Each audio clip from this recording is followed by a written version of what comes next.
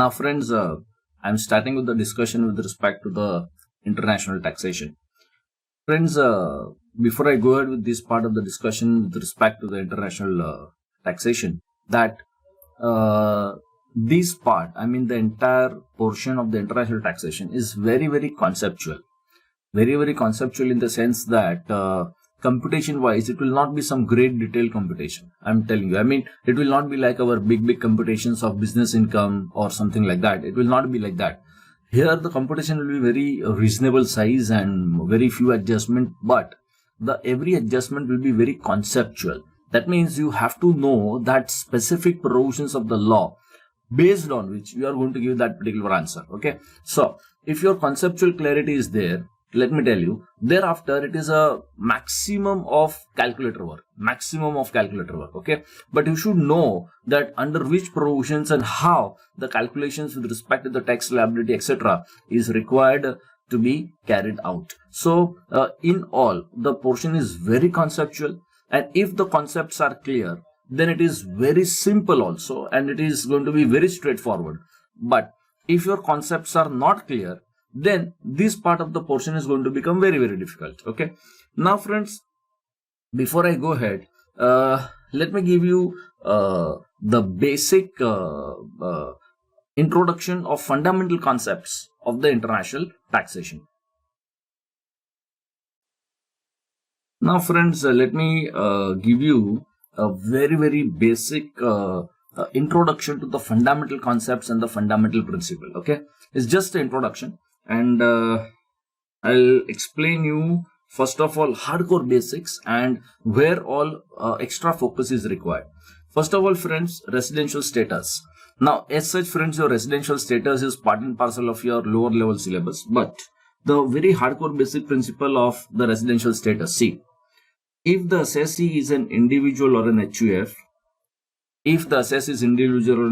then you have either of the three residential status: resident and ordinarily resident, not ordinarily resident, or a non-resident. Okay, depending on your number of days stay in India. So either of the three residential status is possible if the assessee is individual or an HUF. Okay, in every other cases, for example, companies, the company can be either resident or it can be non-resident.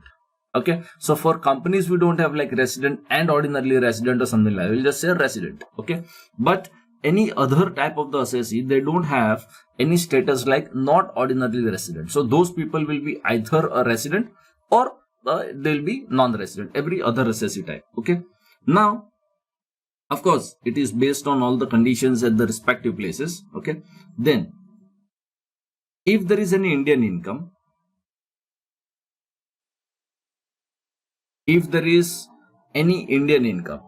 the Indian income will be taxable for all the residential status types. Okay, so it will be taxable for everyone. So whether you are non-resident, whether you are resident, you are not ordinarily resident, Indian incomes. Okay, now this particular Indian income is a very, very general word.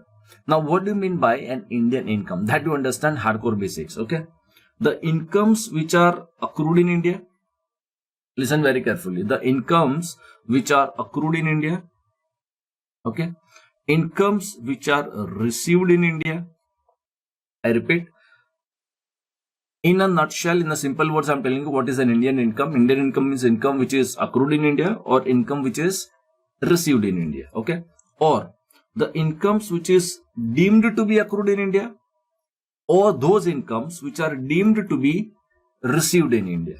Okay, so these four types: accrued in India, received in India, or deemed to be accrued in India, or deemed to be received in India. They are basically called as the Indian incomes. Okay, foreign income will be taxable only if you are resident and ordinarily resident in India. Okay, so foreign incomes are not taxable for not ordinarily resident or a non-resident.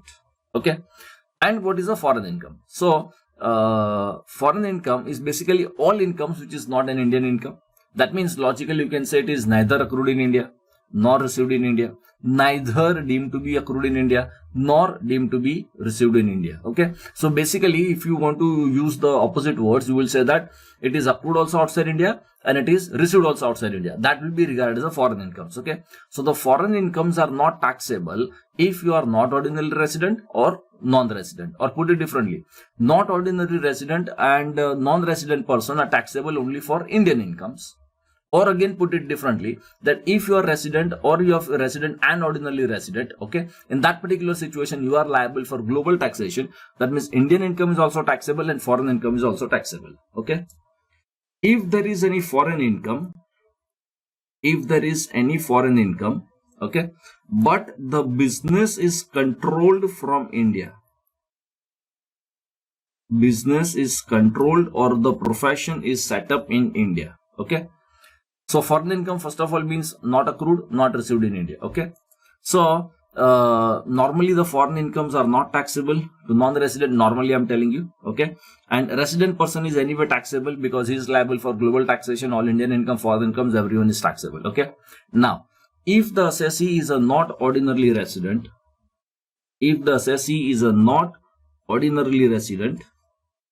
okay, in that particular case, if the business is controlled from India, then this foreign income is chargeable to tax in India.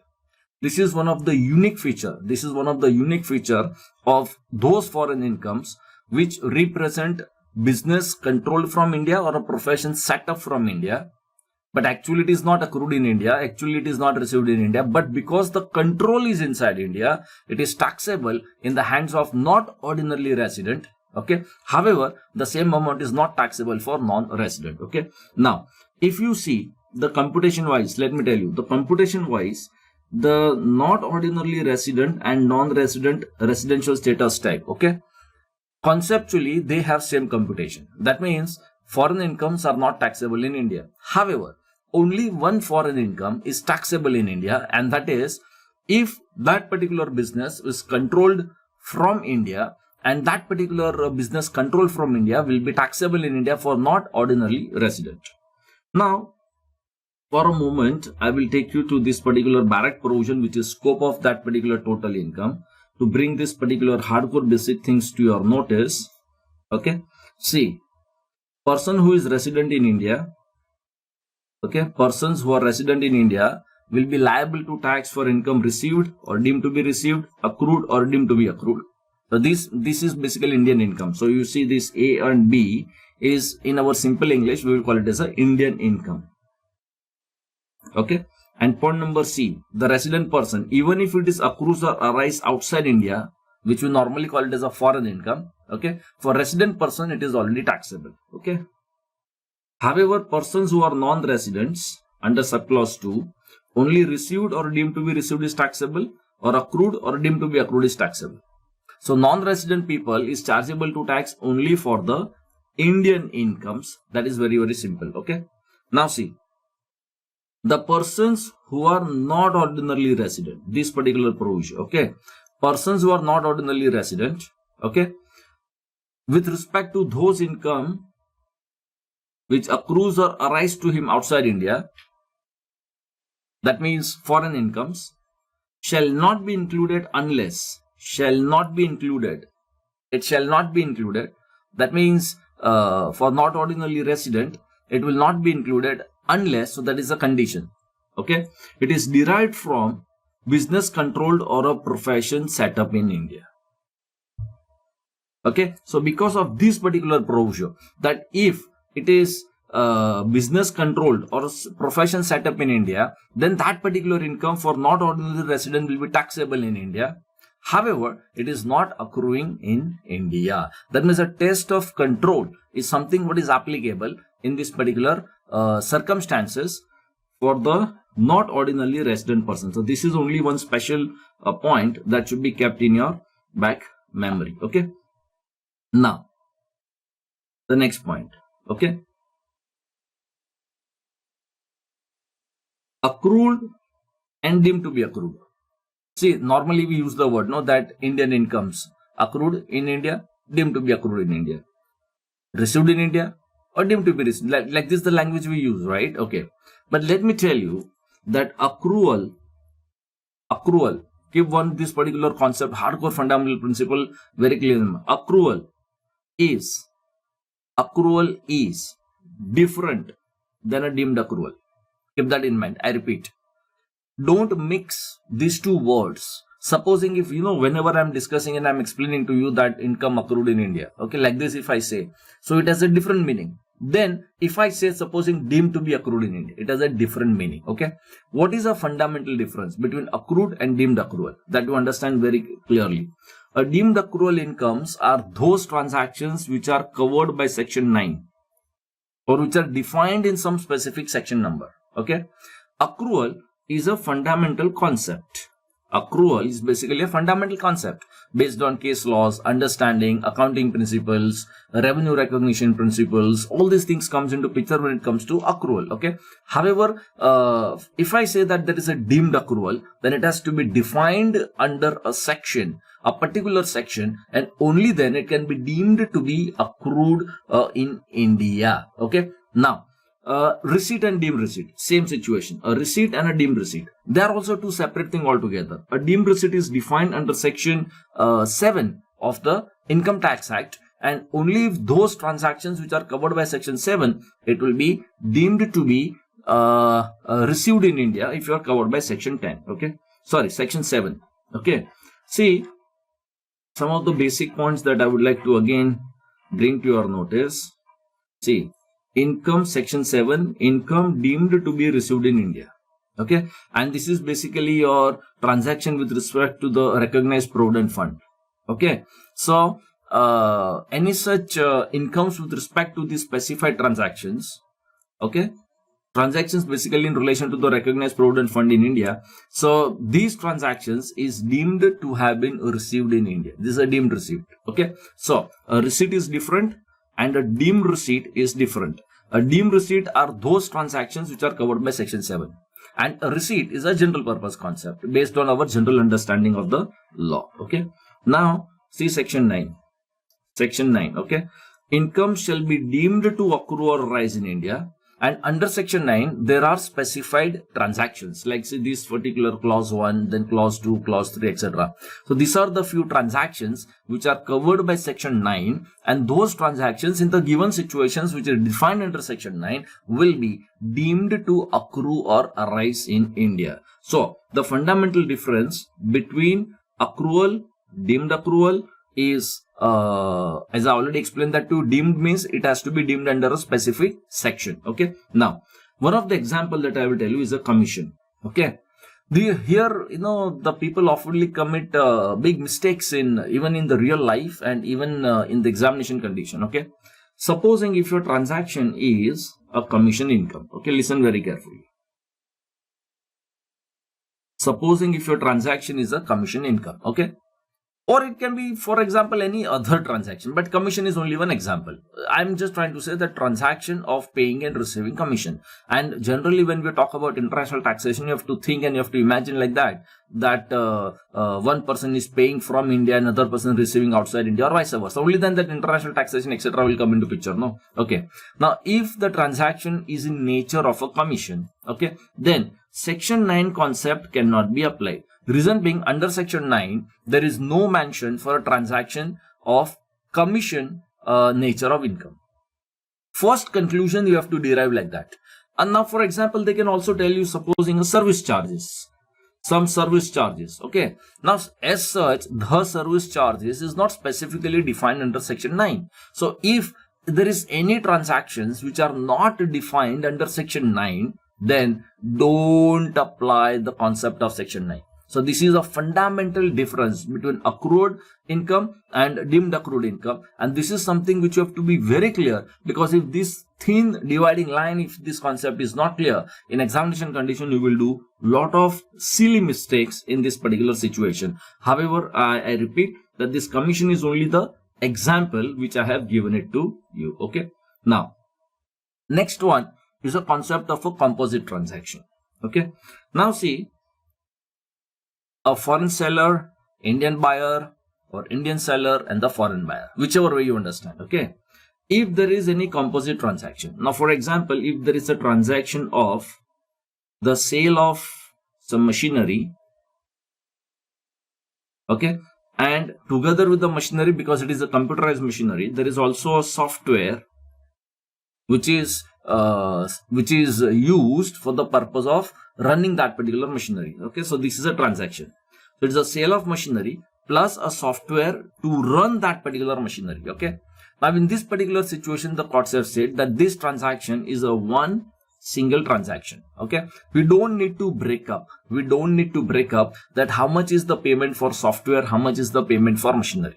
Okay, so if there is a composite transaction, okay, as such under the direct tax law, there is no definition like a composite. Okay, but if the asset is one for which the transaction has been undertaken, then we have to think about that this is only one transaction in the international taxation, and this one transaction, how it is to be dealt, whether it is sold in India or it is sold in outside India or something like that. Okay, so you have to understand whether it is one transaction or it is a two separate transaction. Okay, so any such composite transactions should be treated as one transaction by and large. However, contractual terms can again change this particular. I'm telling you hardcore basic concepts of the international taxation. Okay, now see the accrual of income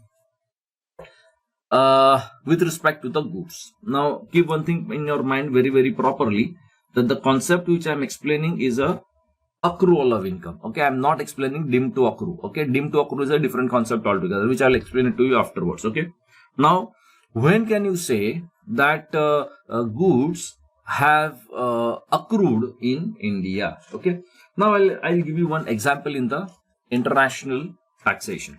Okay, see foreign country, India. Okay, one seller in the foreign country, one buyer in India, transaction of import. Is that okay? Transaction of import. Okay, so seller in foreign country, buyer in India, and this is a transaction of import. Okay, now say for example, there is a sale transaction, and on that particular sale transaction, say for example, the sale value is 100 and the profit on that particular sale is supposing 1. Okay, now we will like to know whether this profit on this particular sale, whether it will be taxable in India or it will not be taxable in India. Okay, that's all we will like to know. Okay, now simple imagination that you should do, that if these goods are sold in India, I repeat, if these goods are sold in India, then it will be taxable in India. So this foreign seller, say for example Mr. S, this gentleman may be non-resident, he is outside India, maybe this gentleman has never come to India, but still that gentleman, if he sells the goods in India, then he will be liable to tax in India, because the place of sale, I repeat, the place of sale is inside India. However, if the seller does not sell in India, for example, this buyer go to that foreign country and the buyer buy the goods in the foreign country, so seller will say, I didn't sell in India, I have sold only in the foreign country. The buyer had come in the foreign country to buy these goods. Okay, so the what is important thing is, where is the place of sale? Where is the place of sale? Okay, this is very important to find out in the international taxation. Now, normally no section will tell you that which is the place of sale like that. Under direct tax law, there is no definite sections or definite, but the hardcore basic principles only that we have to understand. Okay. Now see, in this particular situation, if the seller is selling goods on an FOB basis, okay, FOB means that it is sold at the port where the goods have been loaded onto the carrier. So the place of sale is basically the place where the goods have been loaded, and that particular general understanding we call as a transaction on FOB basis. Okay, free on board. Okay. However, if the seller wants to sell this particular goods in India, generally or sometimes they call it as a sale on an CIF basis, come insurance and freight basis. Okay, so general understanding I'm telling you. However, contractual terms can be different also, that the sale price is calculated like that, but generally it is place of sale some different place. That way it is possible. Okay, but in general I'm telling you that if in an import transaction, if the seller in the foreign country is selling on an FOB basis, then the place of sale is the foreign country. Then the place of sale is the foreign country. And if the place of sale is a foreign country, then profit on sale will not be taxable because goods are not sold in India. And if you change the language and if you say that it is sold in India, okay, then the place of sale is inside India, then this profit on sale of seller will be taxable in India. Okay, so we can say like that. An import transaction, see like this I will say. The import transaction, and this is a very general thing I'm telling you. Based on the question data, the things can vary also, things can change also. Okay, if the import is done on an FOB basis, okay, or the import is done on an CIF basis, if the import is done on an FOB basis, the place of sale logically is going to be the foreign country, and if it is done on an CIF basis, then the place of sale is going to be India, logically. Okay, this is a logical conclusion. Okay, now think about export exactly on a similar basis. Okay, export on an FOB basis or on a CIF basis. Okay, now if the export is done foreign country, India, okay, now export means there is an Indian seller and the foreign buyer. Okay, if it is sold on an FOB basis, that means Indian seller is selling the goods on the port of loading. That means it is an Indian port because he is exporting the goods. The goods are going to the foreign country. From the Indian port, the goods are going to the foreign port. Okay, so if it is on an FOB basis, then the place of sale is going to be India in an export situation. Okay, and if it is on a CIF basis, it will be foreign country. Let me just say a foreign country. Okay, now what is the conclusion here that we have to take away? If in any situation the place of sale is India, the profit on sale will be taxable in India. If the place of sale is not in India, then the profit on sale will not be regarded to have accrued in India. In the international taxation, if sometimes they ask your advice that, come on, yeah, you give an advice whether the goods should be sold on an FOB basis or a CIF basis, then you should always say that whether import or an export, the best international trade is to be done on an FOB basis. Best international trade is to be done on an FOB basis. Why? The FOB concept normally gives a protection to the seller. See, for the seller, it is always good that he sell in his country so that he doesn't have double taxation in international taxation. Because the country in which the seller is resident, that country will also tax it because of his residential status. And if the same sale becomes taxable in another country, there may be a double taxation and then some different remedies are to be sought of. So, the best transaction type in an international taxation is to sell goods on an FOB basis. Reason being that it will give a better, better idea, and it will give a better tax clarity to the seller, because seller is selling in the country in which he is operating. And that is the best to do a transaction in the international taxation. Okay. So, that is with respect to the goods. Now, what about the services? Okay. Same to same situation. Accrual of income. Now with respect to the services. Okay. Now when can you say that services are accrued in India? Okay. That's a question. Okay. So understand that. It is a place where the services are rendered. It is a place where the services are rendered is something what is most important with respect to the services. Example, okay, supposing Mr. X wants a haircut, okay, some stylish haircut, okay. So if this gentleman go to Singapore, to some very sophisticated hair salon in Singapore and he gets a haircut, he is Indian, okay. So the place where the services are rendered, the place is Singapore. So this income service will be accrued in Singapore. Very, very simple, okay. But the same gentleman, Mr. X, he again get a haircut, but that man from Singapore who is actually going to give a haircut, for example, some very technical person, okay, some very specialist, hair specialist, okay, he comes to India, okay, because maybe this gentleman is a very rich guy. So he say, I pay you the money, you catch the flight, you come with your all tools and everything to my house. I want a haircut to be given in my house. I pay you the money. Okay, so that Singapore gentleman, he travels to India. Okay, he comes to this gentleman's house. Okay, and he gives a haircut. Okay, and then he go away. Okay, so in that particular case, the place where the haircut is given is India. Okay, so the place is India. So income will be accrued in India. However, it is the same person who is giving the haircut. It is the same hair which is getting cut also. Okay, and it is the same man who is cutting the hair.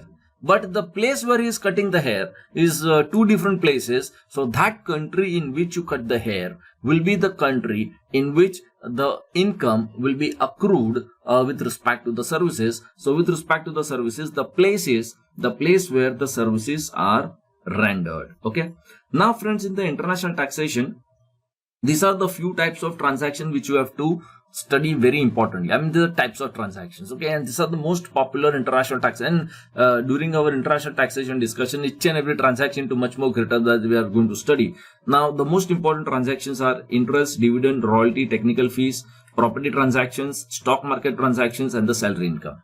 However, there will be some other transactions also, but these are the most important type of transactions, okay, which we have to study with respect to every different situation in this particular international taxation.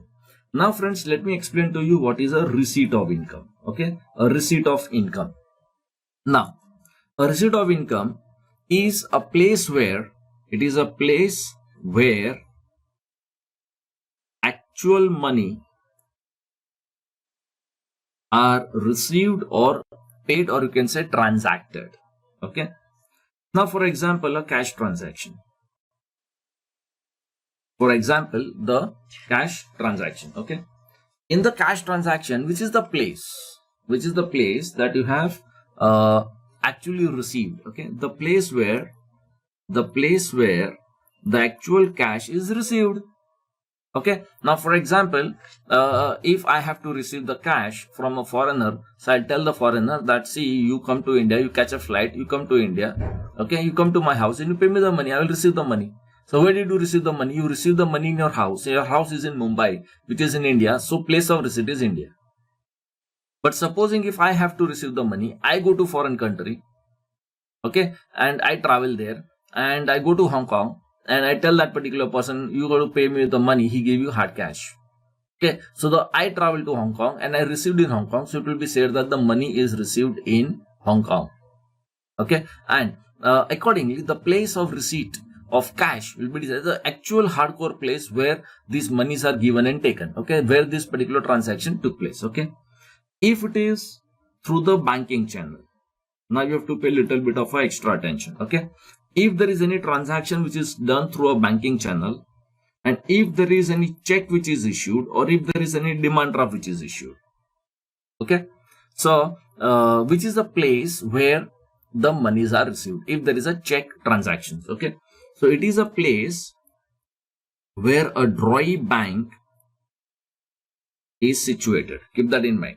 It is a place where a DROI bank has been situated. Okay, now for example, if I write a check, if I have to pay money to someone, I write a check. My bank is HDFC Bank Mumbai. Okay. So I write a check on this particular bank saying that 10,000 rupees, and I give it to one foreigner, say that you take the money. Now foreigner take that particular check, go to the foreign country, he deposit this particular check in the foreign bank in the foreign country. Okay. He will show it in his foreign bank account. But it will be said that the monies are received in India because the check will through the banking channel come to my DROI bank, which is HDFC Mumbai, and in this particular bank the check will be cleared, and the place where it will be cleared, that is Mumbai, so the monies are received in Mumbai. No matter where this check is deposited, who deposited, whether deposited in foreign bank, Nothing doing. The check will finally come, and it has to come for clearing to India. This is what I'm trying to say. Okay. So the clearing will take place in my home branch. That is my HDFC Mumbai example. So this money will be received in India. Okay. A demand draft is money through demand draft is said to have received at the place where it is payable at. Place where it is payable. Okay. Normally, when you take out a demand draft or a banker's check, even in the application form, you have to mention that it should be payable at a particular place. Okay. So if it is payable at, say for example, Singapore. Okay. For example, if I have to pay some education fees to some institution in Singapore, I take out a demand draft. Okay. And that demand draft will be payable at Singapore. Okay. So since it is payable at Singapore, the place where it is received will be Singapore, because that demand draft will be cleared in Singapore. Okay. So with respect to demand draft, the place where it is payable. Okay. Now, for example, if there is any electronic clearing system, if it is online transfer, if there is any telegraphic transfer, so internal bank-to-bank transfer. For example, import-export payment, it's done through bank-to-bank telegraphic transfer. So most of these particular transactions, it is a place where the receiving bank, is situated. Okay. In other words, if I send money through online transfer to somebody in Singapore, if I send the money, it means that I am sending the money. Okay. That means the receiver is receiving the money in Singapore. That means the place of receipt will be Singapore. Okay, so the place where the receiving branch is situated, I repeat, the place where, this is basically a fundamental concept even of negotiable instrument, that any such transactions through this banking bank-to-bank transfer, it is I am sending the money. It is like that. Okay, so receiver is receiving the money in his bank. That is the concept. Okay, and therefore the place where the receiving bank is situated, that place is the place where you have actually received the money. Okay, now in the international taxation, the best method to carry out the transaction in an international is this only, a bank-to-bank transfer. Okay, so all your import-export payment transactions and all that should always be carried out through a banking channel, generally through TT transfers, and normally the telegraphic transfers, so interbank transfers, whatever name that you want to give. Okay, the reason why you should do the transaction like this only, because in international taxation, the receiving person will not have a doubt on the concept of receipt, because receiving person is receiving the money in the foreign country. Okay, so the taxation of that money, because of the receipts in India, that doubt will not come, because he has received only in the foreign country. So receipt concept will not come in your way when the transactions are carried out through the bank. It will be very clear that country in which you have received that particular money. Okay, further, a book entry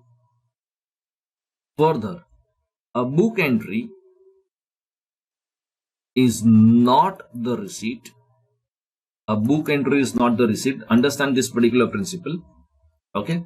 And the second principle is that if the income is taxed on an accrual basis, again shall not be taxed on the receipt basis. Okay. Now, this part of the concept is very clear, that if the income is taxed on accrual basis, that means already taxing that transaction. No, supposing if the income is accrued in India, so we'll say that it's taxable, it is Indian income. So again, if that money is received in India, again you will say that because you receive the money you tax it. No, for same transaction, double taxation is to be avoided. The double taxation should not be done, should not be carried out. If it is taxed on an accrual basis, again it shall not be taxed on a receipt basis. Okay, this is also specifically covered under section 5. I'll bring to your notice that particular point. This explanation. Okay, this explanation number 2. If there is any income which is taxable because of the accrual basis, shall not again be so included on the basis of a receipt basis. Okay, so if it is already taxed on an accrual basis, this is your explanation number 2. If it is taxed on an accrual basis, again it shall not be taxed on a receipt basis. This is covered, all these provisions, under section 5, the hardcore basics of the Income Tax Act. Okay, and if it is any transaction of a book entry, shall not be deemed to be shall not be deemed to be received in India just because it has been recorded as an entry in books of accounts in India, recorded into account in the balance sheet, prepared in India. That means in the books of accounts in India, you have done an entry, by itself does not mean that it is a receipt in India. Okay, I'll give you an example for this. Okay, see, supposing if I record an entry, okay, like this: expense account debit to a non-resident account credit. I record this particular entry. Okay, only these transaction, only this entry, expense account debit to non-resident account credit. Basically, I am recognizing some expenditure in India. Okay, so I'm making this provision for the expenditure in India. Very, very simple. Okay, just because of this entry. Okay, this is not a receipt in India. So accounting entry, I repeat, a mere accounting entry is not a receipt in India. Keep that in mind. Okay. However, after this, when you will make actual transaction through bank and you pay the money, whether you pay cash, whether you pay through bank and all that, okay, depending upon that, you can say that this is received or not received in India. Okay, a mere entry, I repeat, a mere entry, a journal entry in the books of accounts, a mere journal entry is not a receipt of income in India. This is what one fundamental principle you have to keep it in your back memory. Okay, now another concept is agent principal relationship. Okay, in fact, this particular principle is also, friends, linked with your accrual of income only, but indirectly it is linked with that. Okay, first of all, let me give you one simple example, and thereafter I'll go into the details of that. Okay, see, there is a gentleman in the foreign country. So there is a person in India, say for example Mr. I, there is a person in foreign country, Mr. S, for example, seller of goods. Okay, now when seller is selling the goods, listen very carefully. When seller is selling the goods, say for example the sale value is 100 and the profit on that particular sale is supposing 2 rupees. Okay, on that particular transaction the profit is 2 rupees. Okay, then the seller will sell to Mr. I in India. Okay, so this is the goods which is sold in India. Okay, or these goods are sent and sold to this particular gentleman in India. Okay, now if the place of sale is India, now I told you FOB, CIF and all that will come into picture. That is okay. So if the place of sale is India, then this profit will become taxable in India. Okay, then this Mr. I is going to buy the goods for 102.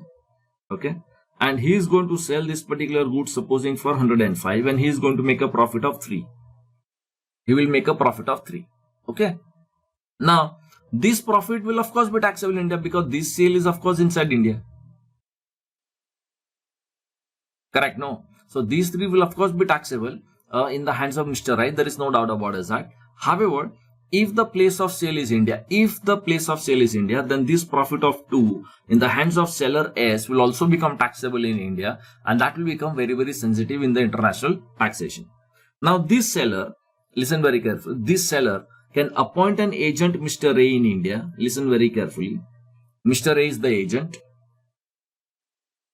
Okay, so what Mr. S will do, he will send his shipment to India, and that shipment will be received by agent in India, and then the agent will sell it to the customer inside India. Okay, so now imagine how the transaction will be done. The sale value which is shown between S to agent is 100 rupees. Profit on sale, that is 2. Okay, so agent will show in his books of accounts that he has received at a cost of 102 and he will sell it for 106. Okay, so he will make a profit in his books of accounts for. Okay, and then this Mr. I is purchased for 106 he is purchasing. Okay, and thereafter he is selling it for 110. Okay, so Mr. I is going to sell it for Mr. I will sell it for 110 and his cost is going to be 106. Okay, so all three of them are making profit. Original sale price 100, on that the profit is 2. Then cost of agent becomes 102, he sell for 106, so he make profit of 4. And then agent sell to Mr. I for 106 and he sell to his customer for 110. Okay, now Mr. Seller is selling the goods to the agent. So normally law will not say anywhere, but normally the principal and agent will be regarded as one in the same. Okay, so moment you are selling through an agent in India, then between the principal and agent, of course in the books you will show it as a sale purchase, but actually it is one in the same transaction. Okay, and thereafter it has been sold to the customer in India. So since seller is appointing an agent in India and agent is selling these goods in India, okay, it will be said that the seller is selling goods in India because your agent in India is selling goods in India. Because seller through the agent, because agent is part and parcel of the seller, because agent is of the seller. Okay, so whatever is the profits of the agent, so will of course be taxable in India, no doubt about that, because that agent is selling goods in India only. But what the seller from foreign country has sold to an agent in India, even this profit will be taxable in India. Why? Because you are selling this particular goods ultimately to an Indian customer through your agent. Is that absolutely clear? Okay, now all this detail is basically the imagination that we have to keep it in our mind. Section numbers and all that will not tell us. Okay, now conceptually it will say like that. See, conceptually, if a question and etc. has to be set, no, they will set it like that. See, principal to agent transaction and principal to principal transaction. That means where there is no agent.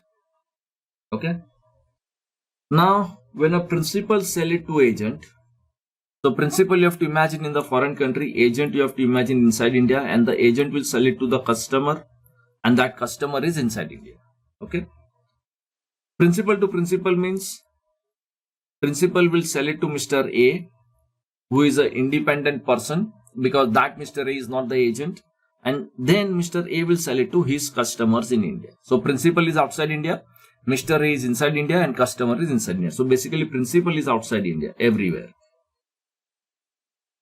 Okay, for better understanding. Okay, now whatever is the profits of the principal in a principal to agent basis will become taxable in India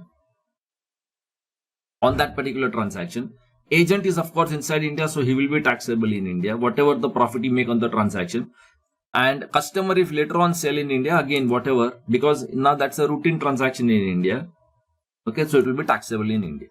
Okay, now supposing if the transaction is principal to principal basis, the principal which is outside India, if the sale is outside India, is not taxable in India. However, when Mr. A will import in India and thereafter he will sell it, because then his sale is going to be inside India, so that Mr. A will be taxable in India because A is importer of the goods, is imported and just sold the goods. And thereafter customer, if he will sell in India, that transaction will also be inside India, so it will be taxable in India. Is that very much clear? So it is advisable that the transactions, when done on a principal to principal basis, the profit on sale of such transactions will not be taxable in India if it is not sold in India. So the opposite of that will be that if the transaction is on a principal to agent basis, then the profit of the principal, which is actually profit in the foreign country, but will become taxable in India because you have sold the goods through your agent inside India. So that makes the difference in the taxation of the principal in this particular situation. Okay. The next point. The tax recovery measures and the tax recovery mechanism. See, for example, Indian company and a foreign company, they do a transaction. Okay. So Indian company is paying some money and foreign company is receiving some money on a transaction which is taxable in India. So government wants the fastest recovery of taxes in the country. Okay. So what are the recovery mechanisms that we normally have in the scope of international taxation. Okay. First of all, the foreign person or the foreign company or non-resident, whatever, okay, they will have to file their returns normally. Okay, so they will have to pay advance tax, or they will have to file the return of income. That means government can recover the money directly from that particular person. That is one direct way of understanding that if you are a foreign company having taxable profits in India, you have to pay tax in India. Simple, you have to pay tax. Everyone has to pay. You also have to pay. No big deal. Okay. The payer of that particular money has to do a TDS obligations. The payer of that particular money will have to do the TDS obligations. That means at the time when you pay, you have to deduct the tax at source, so the government will recover the money at the very point when the transaction etc. has been carried out. So TDS is one of the very beautiful best method of recovery when it comes to this particular international taxation and the international transactions. Okay. The third important thing is, supposing if there is any transaction which is carried out through an agent, we call it as an agent of non-resident normally. Supposing in a given transaction, for a given transaction, if there is someone who is identified as an agent of the non-resident. Now, agent of non-resident by itself is one chapter that also we can study in international taxation. Okay, that if you are an agent of the non-resident, supposing, and who is an agent of the non-resident is certain persons who do certain acts, and when that certain person do certain acts, they become responsible as an agent of the non-resident. And when you become responsible as an agent of the non-resident, okay, the agent also will have to pay the tax of the non-resident. So this is one of the recovery mechanism, that the agent is also responsible to the government to pay the taxes. That means the government can also recover the money from the agent of the non-resident. But let me tell you that in a transaction, there should be an agent. If there is no agent, then there is no meaning of discussing this particular point. So if there is an agent, the agent is also responsible to pay the taxes to the, these are all independent remedies. Okay. And this particular TDS for a non-resident and the foreign company is covered by section 195. Okay. Section 195, friends, has a very unique feature of the international taxation. See, that is something which I want to bring to your notice. One second. See, section 195, I have already given you in this particular chapter, the Barrack. Otherwise, you can just open your Barrack and go through it. Okay. Now, section 195 is basically the TDS provisions, and I'm not going to discuss everything in detail right now, but I'm telling you one of the hardcore principle of TDS for non-resident. Okay. Any person responsible for paying to non-resident, not being a company or to a foreign company. Okay. This is one of the very standard language in international taxation. Person being non-resident, not being a company, or to a foreign company. That means the foreign companies will always come under this particular category for the purpose of TDS. Okay. And of course the non-residents. Okay. If you have any other sum chargeable under the provisions of the Act, this is the phrase, any sum which is chargeable under the Act.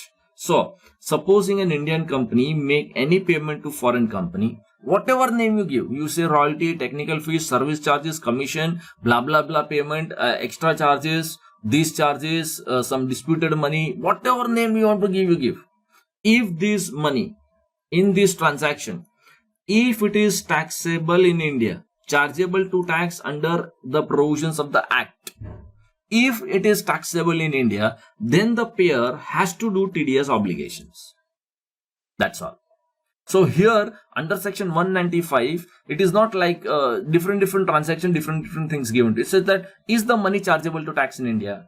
If answer is yes, you have to deduct the tax at source as per the appropriate provisions. Then in the TDS chapter, in the TDS table for different type transaction, different rates and all that is there. You have to identify the rates, and as per that particular rates, you have to deduct the tax at source. So the concept here is any sum which is chargeable under this particular act will be subjected to the TDS provisions. Okay. So what I'm trying to say, every transaction by whatever name called, okay, if it is taxable in India, the TDS will be applicable in India. Now, if you see the TDS table. In my detailed discussion I will do, because right now I am only giving you the introduction. If there is any payment to non-resident or to foreign company, okay, the TDS, whatever the percentage is, plus the applicable surcharge and plus the applicable cess. I repeat, the TDS, whatever the percentage is, plus the applicable surcharge and plus the applicable cess, it has to be applied, okay, when it is non-resident transactions. Okay, so this is one of the extra point that you have to remember it in this category. If you don't have a PAN number, then 206AA will come into picture, and this is in fact the general purpose provision, but I'm just telling you right now. Okay, so if you do not have a PAN number in any situation, then you have a higher rate of TDS. Okay, so 206AA, one second,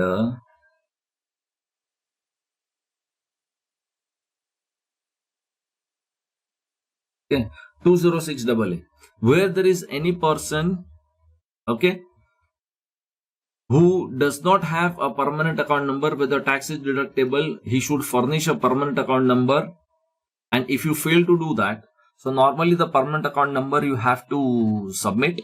If you have no permanent account number, then the tax shall be deducted at the higher of the following rates. The rates specified in the relevant provision, rates in force, that means if there is any DTAA rates, if it is any, or the rate of 20%, okay, whichever is higher.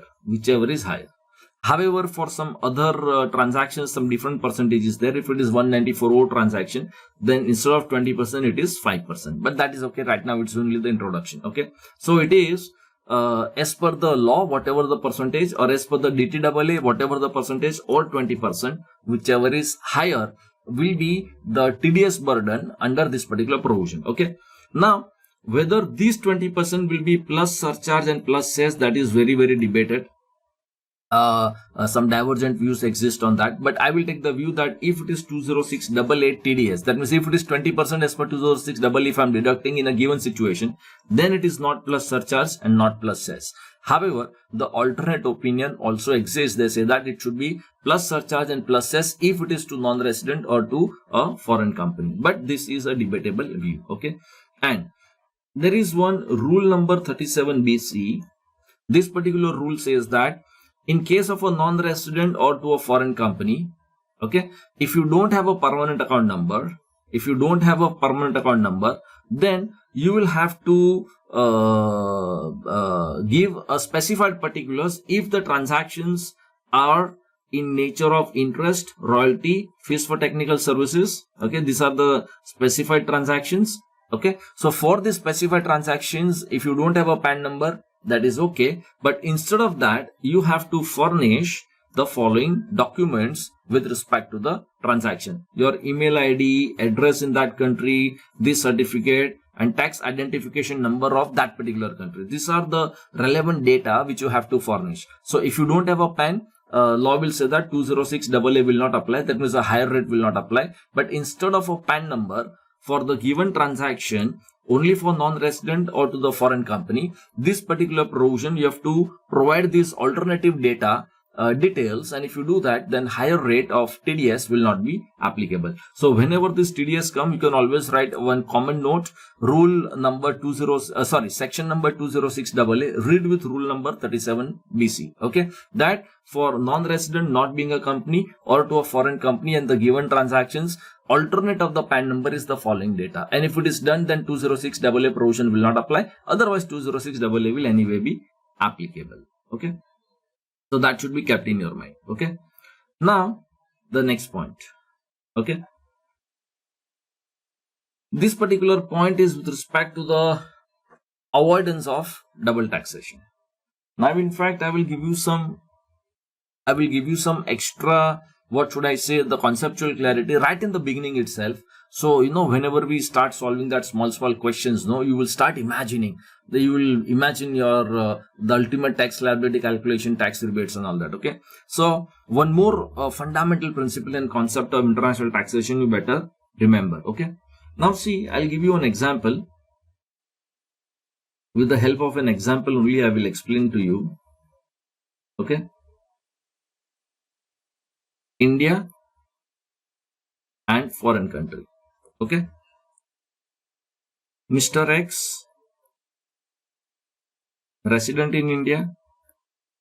Okay.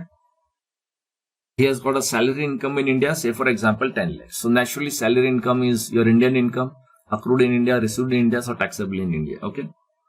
Now in the foreign country, he owns a house. Okay. Of that house, he gets a rent. Of that house, he gets a rent. Say for example 5 lakhs. On that, supposing there is a tax at the rate of 10% in that country, as per the law of that country. Okay. So your house, you have it in foreign country. Okay. And you are getting a rent of 5 lakhs. And on that, as per the law of that country, you are paying tax at the rate of 10% in the foreign country. Okay. Now, in the foreign country, probably you are a non-resident. Now, first of all, I will clarify in international taxation, it is possible that one person is resident in two countries or one person is also non-resident in two countries. So it doesn't mean that you are resident in one country, so logically you are non-resident in the another country. It is not like that, okay, in the international taxation.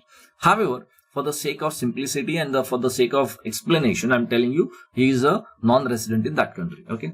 So when he is a non-resident in that country, okay, he has already paid the tax of 50,000 rupees. Okay. Now in India, we will compute his income as salary income 10 lakhs plus the rent income will also be taxable in India. Why? I will tell you. See, rent is not accrued in India, not received in India, not deemed to be accrued, not deemed to be received also in India. But your residential status is resident. And that is why you are liable for Indian income tax also and foreign income tax also in India. So Indian income as well as foreign income, both of them is taxable because of your residential status. Okay. So rent will also be included in India, 5 lakhs. Okay. The total income computed will be 15 lakhs. On that, the tax liability, I just assume that the tax liability comes to 4 lakhs of rupees. Okay. Now, here observation is required that 5 lakh rupees, the 5 lakh rupees is already taxed in that particular country. Okay. And the 5 lakhs of rupees is also included in India for the purpose of taxation. That means the 5 lakh of rupees is taxed in both the countries. Have you understood that? So if there is any such transaction where a transaction is taxed in more than one country, and if you are a resident in this India, then the law will say that against this particular tax, you will get some sort of a tax credit or you will get some sort of a tax relief for that particular money. Okay. So this 50,000 rupees, you will get some sort of a relief and the net figure will get computed accordingly. But it does not mean that you will get a full 50,000 relief. Okay. But this is a hardcore basic example. Some tax relief you will get. So whatever tax you have paid in the foreign country, okay, on that, whatever the credit you have already paid in that country, but Indian government will also give you some sort of a relief because the double taxation fundamentally should be avoided. So what is the conclusion here? Generally, friends, if in a country you are a non-resident, you get something called as a special rates of tax. You get something called as a special, just a general thing. It may not even be there, depending upon country to country.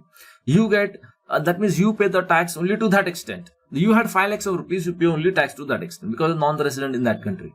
But the country in which you are resident, you have to include your global income. So global income can be those income which is also included in tax in the other countries as well as in the home country. Because in this example, India will be called as a home country. It can also be called as a home country. Okay, in the international taxation, and the home country includes all the incomes and it gives you credit for all the taxes paid in the foreign country, subject to the conditions of the respective sections. Is that very much clear? Okay. So this by itself, that how this tax credit etc. gets calculated, how the tax credit benefit should be given. Now this is also based on whether India and that country has a double taxation treaty or not. Whether there is a double taxation avoidance agreement between India and that country. If it is there, how? If it is not there, how? So a lot of permutations, combinations come into picture, but some sort of a tax relief, you will get it as far as the double taxation has to be avoided. Okay. So this is one of the fundamental situation in this particular case. Okay. Now, secondly, in an international taxation, wherever there is a special rates, if any, okay. So it is a domestic rates or the DTAA rates, whichever is more beneficial. So I told you, supposing here the tax rate is 10%, but India and that country, supposing say that the DTW, that means the double taxation treaty rate is only 5%, supposing. So I will say that 10% or 5%, whichever is beneficial. Okay, so it depends on the situation. If there is a DTAA, then such rate has to be considered for the purpose of such a beneficial rate has to be considered for the purpose of taxation in this particular situation. Okay, now this DTAA, I'll give you one hardcore simple example that how that particular foreign tax credit gets calculated in this situation. In fact, this itself is one of the chapter, avoidance of double taxation. That chapter, in fact, again I will give you this type examples and many more questions that are, but I just want you all guys to start imagining, you know, when you start even the basics, you should just think advanced level, you know, and accordingly your hardcore principles will always get very much clear. Okay, now see, somebody who is a resident, okay, and India and that country does not have a DTAA. So you will have an Indian income, you will have a foreign incomes. Okay, now on the foreign incomes you already pay tax of this much. So if you take an average, your rate comes to 5%. So in that country you pay 7,500 tax. In that country income was 1,50,000. So the average rate of tax comes to 5%. Now you have an Indian income. Okay, so you included that particular income in India. On that you calculate a normal tax liability. Then you have to calculate Indian average rate. So your tax liability figure over the total income, you have to calculate the average. Okay, you will get Indian average rate at 11 and some odd percentage. You got a foreign rate average, that is 5%. Okay, whichever is lower, okay, whichever is less, the rate of tax, that means Indian average rate of tax or the foreign average rate of tax. Okay, whichever is lower, you multiply with the doubly taxed income, because 1,50,000 is taxed in that country also and taxed in India also. So on that is a double taxation. You multiply with whichever is less. This is a tax relief, or you can say tax credit, tax benefits, somehow or the other, which will be given to you, okay, and the net tax liability will be calculated accordingly. So this is the manner and method in which your double taxation relief normally gets calculated. And there are lots of ifs and buts, but this is a hardcore basic. What I told you, that on average rate of tax, so Indian average rate or foreign average rate, whichever is less, multiply with the doubly taxed income is the amount of the relief on account of double taxation which will be given to you. Okay, now in certain situations you will have special rates of tax. In certain situations you will have a special rates of taxes. Now special rates of tax basically means, friends, that if there is any specified income, in the tax liability calculation you will have a special rate. Okay, so special income by special rate, and if you have any other incomes, it will be considered as per the normal rates of taxation. Okay, this is a general formula under which the provisions of special rates of tax will operate. Now friends, whenever there is any special rate, there will always be some extra caveats in the respective section. So against this particular income, normally you will not get any expenses. Why? Because there is a special rate in terms of taxation. Against this particular income, you will not get any chapter 6A deductions. You will not get. Why? Because you are getting a generally special rate of tax is the concessional rates of taxes. Okay, so normally you don't get it. However, in some of the sections you get it also. It's not that always you don't get it. Okay, but generally there will be always a clarification in the respective section that against this specified income you get expenditure as deduction, or you don't get it, or you get chapter 6A, or you don't get it. Generally you don't get it. Okay, and against this particular income you do not get any basic exemption limit. Supposing if you're an individual and if you only have the specified rate income, so you cannot use the basic exemption limit with respect to the specified incomes. However, there are also some exceptions that some of the specified incomes gives you the benefit of basic exemption limit, but generally the answer is no, you don't get a basic exemption limit in this particular case. And if you have any other incomes, for that you get a normal thing. Against that you can get basic exemption. Against specified income you don't get it. That's all what it is trying to say. Okay, now for this, I'll give you a couple of examples. Okay. However, this is a standard example. In some of the sections, there will be yes, no type of, some variations will be there. Okay. Now, since you have specified incomes, so against that expenditure is there, but in the computation, we cannot give that expenditure as the deduction. Okay, then you have some chapter 6A deduction.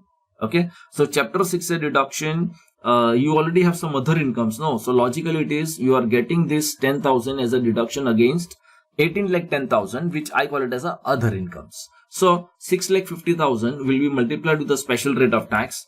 This is how you will calculate. Other income, you will go with the basic exemption, slab 1, slab 2 and all that kind of situation. Calculate the tax liability and calculate the total tax liability.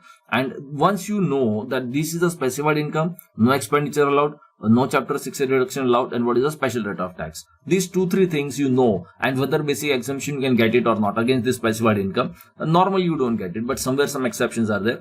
And only these 3-4 things you clearly know with respect to every income types, then you can get this particular computation in a very, very quickest possible way. Okay. And you please copy down all these examples also. Okay. Now see another example. Here also see specified income 6,50,000, expenditure you will not get. Okay, now you have got some chapter 6A deduction. You have contributed some 90 lakhs, but only maximum 18 lakh 10,000 you can get because special rate is not eligible for chapter 6A deduction. Somewhere it is yes, no also. So I'm telling you general example right now. So it is not a thumb rule. Somewhere ifs and buts will be there. So I can get only that much of deduction. So 6,50,000 against 6,50,000, I cannot get any deduction of chapter 6A. Multiply the special rate and get the amount of the tax liability. Applicable surcharge and applicable cess. Okay, see against the specified income, I am not even giving any basic exemption. So special income, special rate. That's all what I'm just trying to tell you. Okay. The next example where the DTAA rates are available to you. Okay. See the special rate income was 20%. See the previous example.